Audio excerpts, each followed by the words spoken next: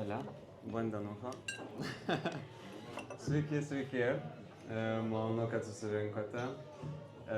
Turiu iš karto atsiprašyti, prisipažinti, kad neišmiegota yra ir mažai energijos šiandien, bet tikiu, kad padėsit man jos įpūsti. Ir labai smagu jūs matyti čia.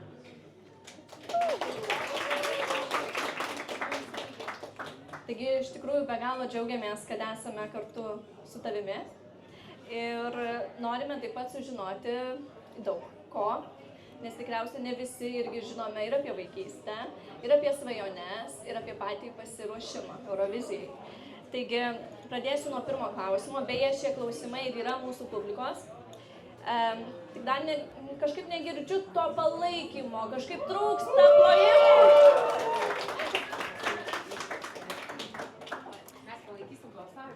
Puikiai, tik skambučiai.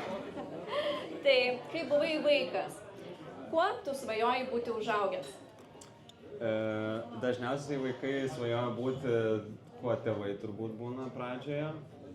Mano mama kirpėja, kažkodėl man labai irgi norėjosi būti kirpėja.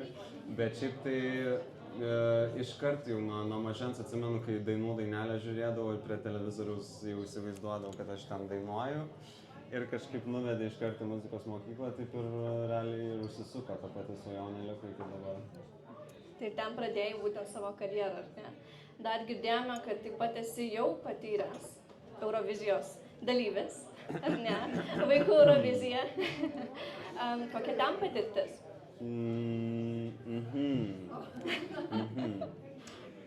Nu kaip, patirtis tokia gal nebuvo jau prisiminti smagiausia. Bet tuo pačiu ir didžiuojasi tuo vaiku, kad jisai išdrįso ten eiti ir nebijoti, nežinau, bandyti tiesiog galiausiai, nes manau, kad tik tai per bandymus man ir pavyko pasiekti kažko, ko dabar galiu didžiuotis. Tai gal tie bandymai nėra patys sėkmingiausi ir smagiausi žiūrėti dabar, bet nesigailiu. Džiugu. O pats ar tiki prietarais? Priklauso kokie prietarai, jeigu nenaudingi, tai netikiu. Gal kažkokį netgi ritualą turi, tarkim, prieš lipant į sceną, ten, tarkim, kažkokį talismaną neštis? Ant scenos šiaip mėgstu tokį nusiraminimą, nes labai išmuša iš vėžių visą tą energiją, labai visko daug atlaikyti toms mažoms smegenėlėms ir įsivaizduoti, kad labai daug žmonių ten stebi tave. Tai tiesiog bandau taip iškvėpti, užsimerkęs ir įsivaizduoti to erdvėje, kur esu, kad esu toks kažkoks šviesos šaltinis ir labai stipriai šviečiu ir tada kažkokia tokia ramybė viduje atsiranda. Tai toks mano ritualas. Super. Na, o išduok mums 3 faktus apie save. Faktų valandėlė. Pasidariau pirmą tatuiruotę.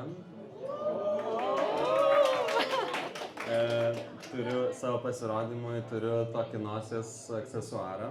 Tai jį įsitatuiravau ant rankos, kai filmavom atvirutį vaizdų Eurovizijai. Esu introvertas, priešingai negu turbūt atrodytų. Ir kas čia trečias dar? Negaliu valgyti glitimo. Tokie fakteliai. Supratau. O tarkime, eini ar negatyve, žmonės dabar tikrai tave atpažįsta, jau po atrankų. Tavęs neerzina, kai prašo nusifotografuoti, kaip tu pats jautiesi, sulaukęs tiek dėmesio? Šiaip tai manau dar per anksti man, kad visą tai atsibostų. Žinoma, būna dienų, kur tiesiog norėtum užsidėti tą Hario Poterio kostiumą nematomą. Vien dėl to, kad tiesiog kartais nesijauti gal ten gražiausias, labiausiai pasiruošęs susitikti žmonės. Bet visą laiką labai miela ir malonu, kai prieina, gerą žodį pasako ir esi kažkam įdomus. Tai manau, mano toks darbo dalis tiesiog. O ar sulauki daug žmonių palaikymo? Labai jaučiu palaikymą tikrai ir žinutėse, ir storiuose, tagina, šoka, dainuoja. Buvome Lietuvoje ministerijoje ir ten kažkaip toks kilo vidinis noras suvienyti pasaulio lietuvius. Ir siunčia iš visokių pasaulio kampelių video, kaip šoka ir dainuoja ir lietuviai. Tai tikrai labai didelį jaučiu. Jo, iš įvairiausių kraštelių. Tai kažkokį jaučiu vienybės jausmą. O mes kaip mes palaikom? Tikrai Silvestrai, mes turim labai daug žmonių palaikančių tave ir mes labai linkim tau daug stiprybės ir be abejo sėkmės. Jeigu turėtum galimybę įsėsti į laiko mašiną ir nukeliauti, kur nukeliautum, atgal į praeitį, į ateitį, o galbūt net į mėnulį? Šiaip norėčiau turbūt į ateitį labiau, nes praeitį jau buvau. Tai būtų labai įdomu pastebėti, kur aš esu ir ką aš darau, nežinau, už 10 metų, pavyzdžiui. Labai įdomu. O galbūt norėtum su kažkokiu žmogum ateityje susitikti? Gal ir norėčiau. O kas jis būtų? Gal ir nesakysiu. Lai lieka paslaptis. Ar esi su kuo nors, kada nors muzikos industrijoje susipykęs? Susipykęs? Ar esu, Elza, susipykęs su kuo nors? Ne, gal dar. Ta prasme, tie pykčiai nebent tokie, kur ten rašai dainą ir neapsisprendi tiesiog kuria kryptim ir ten vienam tas gražu, kitam tas gražu, bet nežinau, ar čia skaitos kaip pykčiai. Kaip ir ne? Tai turbūt ne, tada neturiu priešų kol kas. Aišku. O vėlgi apie muziką, nes šiandien daug kalbėsime apie, kas tavi įkvepia kurti muziką. Realiai tai gali būti bet kas, nuo kažkokio vaizdo gatvėje, kažkokio jausmo iš praeities, iki tiesiog kitos muzikos, kurios tu klausai, filmo pamatyto, tiesiog kažkas viduj įkvepia ir tu panaudoji tą rašant dainas tiesiog. Kokie muzikos žanrai ir atlikėjai tave įkvepia būtent sukurti Luktelk? Kokie žanrai? Nežinau, kas įvyko, bet kai grįžau į Lietuvą, man pradėjo patikti reivo muzika. Ir pabiškį tą elektroninę tokią, kitokią elektroniką pradėjau klausyti. Ir labai norėjau, kad įsinkorporuotų kažkaip garsiukai iš tų ir mano kūryboje pasireikštų. Bet šiaip tai esu visus turbūt stilius išbandęs nuo ten vaikystėje liaudės, klasikos iki džiazo ir popsas kažkaip toksai, kitoks popsas prilipo iki galo. O kodėl būtent Luktelk? Iš tikrųjų nebuvau tikras dėl šito žodžio. Labai juokinga iš tiesų, galime padėkoti Jessikai Šai turbūt už šitą Luktelk žodį. Kažkaip rašant, mes pradžiai parašėme melodiją ir tada per kitą sesiją tekstą rašėme. Tai berašant kažkodėl pradėjo tas Luktelk suktis mintise ir pradžiai toks juokingas tas žodis pasirodė, toks kasdienis, kažkoks nedainuojamai man vis atrodė. Ir tada tai prilipo dabar realiai tiesiog kiekvienoje situacijoje, visur kur pasisuka eini Lidle, ten luktelkite toj prieis konsultantas, kažkur visur tas Luktelk sukasi tiesiog visą dieną ir pasirodo geras tas žodis dainai. Koks buvo būtent pats kūrimo procesas? Ar sekė tam tikras šiuolaikinės muzikos tendencijas? Apskritai, tai labai viskas vyko iš niekur nieko. Atrodo, kad kažkoks vidų jausmas tiesiog pašaukė šitam reikalui. Aš atsimenu, kad atsikėliau ryte ir kalbėjau su viena iš songwriterių ir sako, kodėl tu nebandai Eurovizijos. Ir aš taip visą laiką būdavau nusteikęs prieš tą Euroviziją, kad reikia ten eiti tik tada, kai tu ten jau labai gerą dainą turi ir esi ten pats geriausias ir jau atlikėjas susiformavęs. Bet tada pagalvojau, kodėl nepabandyti. Esu dabar tokia kryžkeliai, iki galo gal nežinau, ką daryti su karjera. Galvoju, gerai, turime sesiją, pabandom parašyti dainą. Nu ir taip pradėjom, sakau, jokio nėra spaudimo, tiesiog kažką pabandom. Ir taip nuo pirmo akordo taip viskas dėliojasi, tas įkvėpimas iš vidaus tiesiog ėjo, atrodo, kažkas apsireiškia per tave ir skanuoja tiesiog, o tu tik išreiški tai. Tai tas procesas, nežinau, toks labai natūralus vyko. Ir dažniausiai, man atrodo, ir geriausios dainos ir gaunasi, kai tu nebandai ten 3 valandas sėdėdamas kelių melodijų sugalvoti, tiesiog taip natūraliai viskas išeina per tave. Toks portalas tiesiog esi. O ar bus angliška versija? Galbūt jau yra? Neplanuoju. Kažkaip pabandėm padainuoti Wait a minute ir tada galvoju, gal visgi prie lietuvių kalbos likiu.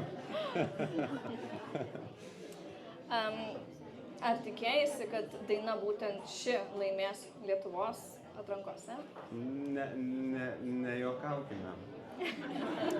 Kad tikėtis tikrai nieko nesitikėjau, aš realiai Elzei atsimenu, sakiau po pirmo pusfinalio, sakau, nežinau, gal būsim kokie 3 ir net nepraeisim į tą finalą, nes kažkaip visai buvo tų dalyvių, kurie gal ar ryškesni, ar kažkokie ten įdomesni. Ir aš nematau savo dainos iš šono, tai aš nežinau, kaip ją vertins.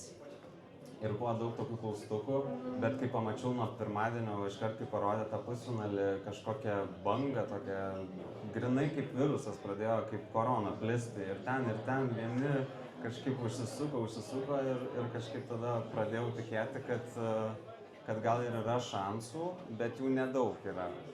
Ir tada finale, kai pamačiau visą publiką, kai jie atsistoja ir šėlo ten, nežinau, tiesiog viduje viskas virpėjo ir tada jau patikėjau, kad gal ir galim mes visgi laimėti.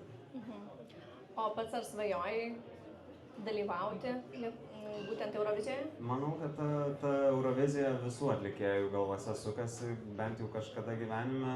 Nebent ten labai alternatyvus atlikėjas, kur ten jam neįdomu tokie renginiai, bet daugelio žmonių, manau, čia ir garbė, ir reklama tau didžiausia, ir patirtis, kur tu niekur nėra nieko panašaus, kaip Eurovizija. Tai manau tikrai buvo, bet ta svajonė taip giliai kažkur, kad galvojau, kad neįmanoma tiesiog, kad jinai galėtų kad nors išsipildyti. Tai pasirodo, būna visko. Tikrai taip. O pagal tave, kokias savybės turi turėti atstovas, nešantis tą vėliavą savo šalies? Nežinau, ar yra kažkoks receptas. Manau, jeigu mes turėtume tą receptą, tai būtume jau 5 kartus laimėję. Bet kaip matome, dar nepavyko. Tai nelabai gal ir yra kažkokių tokių. Tiesiog dažniausiai būna, kad arba tiesiog nebūna tais metais įdomesnių dainų, tiesiog išsiskiri kažkokią žinutę konkrečią turi, esi ryškus, įdomus ir galiausiai daina vis tiek turi patikti žmonėms, kad ir koks tu ten gražus ar koks bebūtum. O daina jeigu suvienyje kažkaip daugelį skirtingų kartų, skirtingų žmonių ir tada ta sėkmė įvyksta. O ar jautei didelę konkurenciją? Kai sužinojau, kad Rūpsai dalyvauja, tai galvoju, jau šiemet viskas aišku, net nežinau, ar verta ten kažkam dalyvauti. Tai nežinau, ar konkurencija, čia buvo labiau toks nusiteikimas turbūt, kad tiesiog šiemet viskas aišku. Bet nežinau, kaip kitiem dalyviam, gal jiem ir jautėsi konkurencija. Na, aišku, o kaip pačio Londono tie garsai, tai va šito tai nepasiilgau. Cypia iš visų kalbos. Taip, triukšminga. O ar labai išsiskyrė tavo pats įsivaizdavimas nuo pasiruošimo Eurovizijai ir kaip buvo iš tikrųjų realybėje? Šita visa kelionė tai tikrai labai skiriasi nuo mano įsivaizduoto matymo, kaip ten visi atrodo. Nes galvodavau, kad tiesiog, ką ten ruošiesi, repetuoji, nuvažiuoji, padainuoji, grįžti, paploja tau ir baigėsi. Bet Elzė galėtų gal papasakot, kad toli gražu nuo realybės. Realiai šiandien esame pirmadienį, ar ne? Pirmadienį šiandien. Penktadienį ryte išvažiavome iš namų ir rytoj 5 ryto turime skrydį atgal į Lietuvą. Tai per šitas visas dienas nebuvo taip, kad atsisėsta ir tiesiog ramybėj pasėdėtų. Tai va tokių dienų daugiau yra, bet jos, ta prasme, tu darai tokius dalykus, kur tu tą nuovargį nurašai, nes nesuvokė smegenys tiesiog kiek gražių ir įdomių dalykų patiri per šitas visas dienas. Tai net nežinau, nuo ko čia pradėjau šitą atsakymą, bet kažkur nugribavau. Viskas gerai. Ar yra kažkur, kur dabar šiuo metu atrandi tą ramybę vidinę? Nes bėgimo? Ne visai. Ne visai. Vidinė ramybė kažkur pasislėpus šiek tiek. Bet aš labai tikiuosi, kad prieš pačią Euroviziją pavyks atrasti keletą dienų, kur atsijungti šiek tiek, suprasti, kur mes važiuojame, nes važiuojame visgi savo dainos parodyti ir pasirodymo, nebūtinai, kad ten vien tik gėlytės ir šypsenytės. Ir nusiteikti tiesiog pasiruošti tam. Šiaip tai ruošiuosi kaip olimpiadai ir sportas, ir maistas, ir terapija, psichologija ir viskas, žodžiu, vyksta, tai manau, esam tikrai pasiruošę. O ko pats tikiesi iš Eurovizijos, galbūt net laimėti? Apie tas vietas, tai sunku labai komentuoti. Mano darbas nėra lažybininkas, tai aš ir nesiveliu į tas tendencijas, kas ten kam pasiseks. Labai norime, aišku, praeiti finalą, finale kuo geriau pasirodyti, bet niekad negali žinoti. Aš tiesiog nenoriu tam energijos savo skirti, nes noris tiesiog ją į pasirodymą sudėti. Nu jos tikrai labai linkime daug. Koks tavo visų laikų mėgstamiausias Eurovizijos pasirodymas? Galbūt favoritą turi? Visi labai klausia to klausimą ir aš visą laiką pasimetu, nes tiek įdomių ir skirtingų jų yra buvę. Bet turbūt ta Loreen tokia, kur stipriausiai įsirėžusi, kadangi ir 2 kartus ir abu taip stipriai pasirodė, turbūt ją pasirinkti. O kuri Eurovizijos dalis tau atrodo pati smagiausia? Ten Red Carpetas, Green Area? Nežinau, šiandien kaip tik turėjome, yra toksai dizaineris Londone gyvenantis lietuvis, tai labai džiaugiuosi, kad atradom jį, jisai mums ruoš Red Carpetui įvaizdį, tai labai laukiu to Red Carpeto, manau, kad ten bus smagu. Ten toksai parodijų vakarėlis, visi kostiumuoti, vieni juokingai, kiti ten kičiškai, vieni už kitus stengiasi perlipti, kas geriau ir iškiau atrodys. Tai man labai juokinga tiesiog. Tai labai laukiu šitos vietos. Nu ir žinoma pačio pasirodymo. Kiekvieną kartą pagalvojęs apie tą sceną, kur yra 20 metrų ilgio ir pločio 20 metrų, suvirpa visos ląstelės kūne. Tai va šito momento, kada ten užlipsim. Ir prasideda ausyse, aš ausyse girdžiu ritmą kaip muša, tai vat, kai tas prasideda klik, tiesiog visas kūnas taip sustingsta, tai šito momento turbūt labiausiai laukiu. O kaip ruošiesi nugalėti scenos jaudulį? Tas jaudulys atrodo, kad aš neturiu jo, labai keistas jausmas. Kūnas labai streso būsenoj, bet psichologiškai atrodo, kad aš tiesiog užlipu ten kaip į kažkokį parką išėjęs. Nežinau, kas yra, bet nejaučiu jaudulio. Jaučiu didelį tiesiog norą ten būti. O Eurovizijos kelyje jau aplankei tikriausiai tikrai daug šalių. Iki šiol ir dar žinau, kad važiuosi aplankyti. Kiek ir kokias jau esi aplankęs? Ir kurias dar važiuosi? Buvome jau Švedijoje, apšilimą padarėm, tik tai ne Malmėje, Stokholme buvom. Ten vyko Melody Festival jų jau vietinis atrankos finalas ir prieš tai turėjo priparti. Tai ten padainavome savo Luktel, pasirodo švedai jau irgi dainuoja lietuviškai. Luktel priedainį tai dainavo tikrai visi, labai keista, kai lietuviškai dainuoja užsieniečiai. Tada buvome Ispanijoje, Madride praeitą savaitgalį. Vakar atskridome iš Barcelonos, irgi Ispanijoje buvom. Ir dar be Londono laukia Amsterdamas kitą savaitgalį. Intensyvu. Bet labai smagu, ten taip smagu, ten tokios mini Eurovizijos. Realiai visas vakaras atvažiuoja ten ir spauda, ir fanai, ir fotografuojasi, ir tada vakare tas vakarėlis, visi dalyviai viens po kito eina, tokia grinai mini Eurovizija tiesiog ir labai smagu. Ir tas tikriausiai padeda ruoštis tai didžiai. Jo, tokios repeticijos realiai. O kas labiausiai patiko šiuo metu viešint Londone?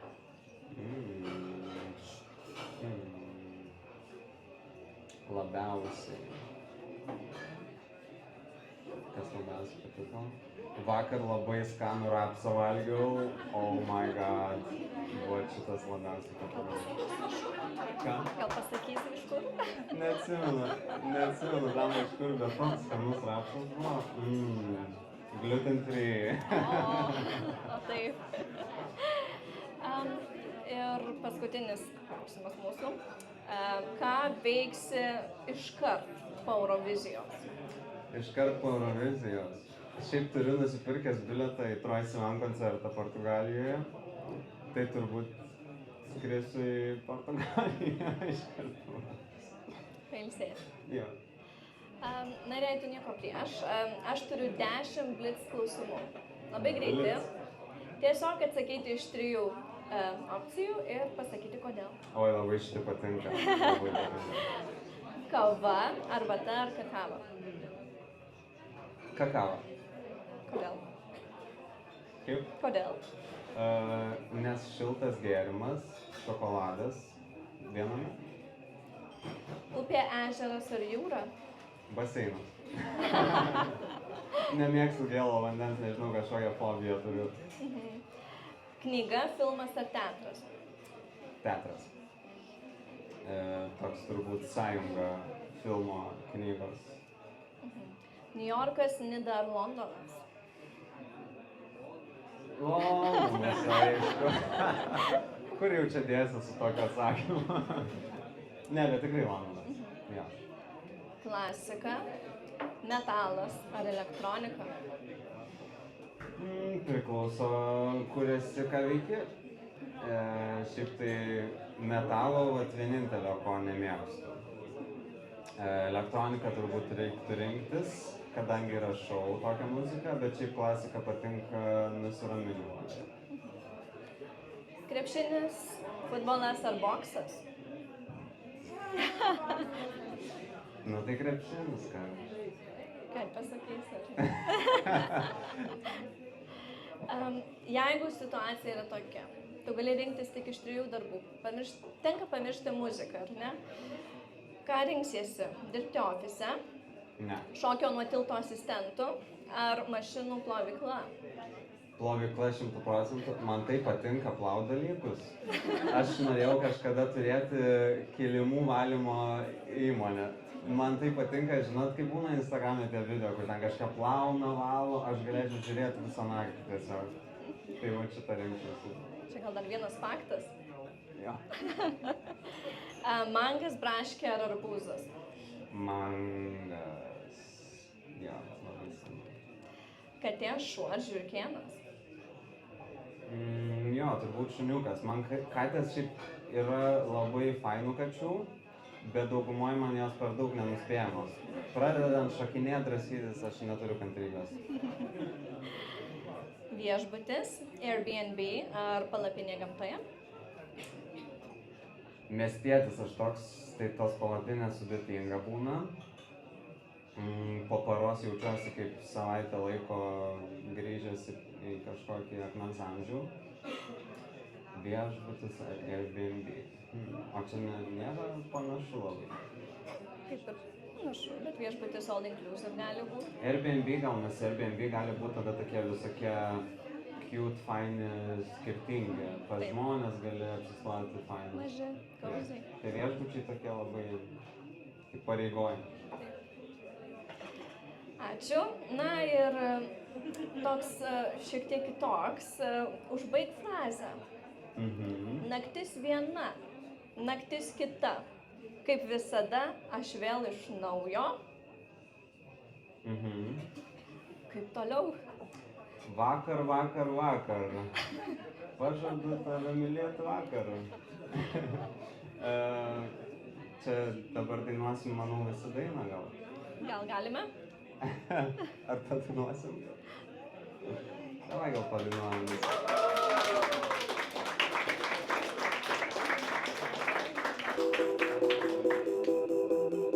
Su choru. Diena viena ir vėl kita, tarytum čia, data sustojo, einu tai ten, einu tai šen, ir kai sutems, ir vėl iš naujo. Rytoj, rytoj, rytoj, pažadu mylėti tave rytoj. Labai, labai, labai, surasi tu mane naktį labai. Ar aš vis dar gyvas, ar tave pažįsti mane? Saulė nepakyla, pasakyk, ką liksi šalia. Luktelk, luktelk, dar vieną minutę, luktelk. Luktelk, luktelk, dar vieną minutę, luktelk. Naktis viena, naktis kita, kaip visada, aš vėl iš naujo. Rytoj, rytoj, rytoj, pažadu mylėti tave rytoj.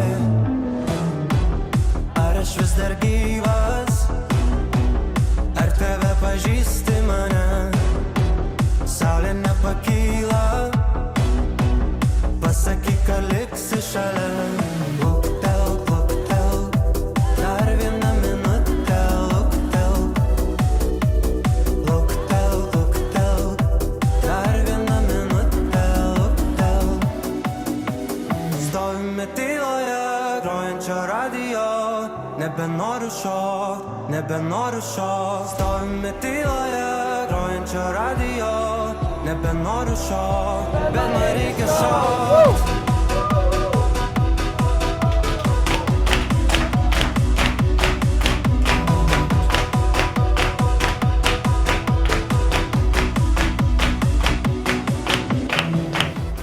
Ar aš vis dar gyvas, ar tave pažįsti mane? Saulė nepakyla, pasakyk, ką liksi šalia. Luktelk, luktelk, dar vieną minutę, luktelk. Luktelk, luktelk, dar vieną minutę, luktelk.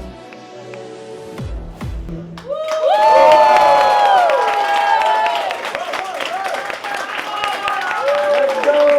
12 points goes to Lithuania! Ačiū labai, labai labai fainai, labai labai malonu, ačiū, kad susirinkote. Ir jo, tikiuosi, kad balsuosim. Ačiū.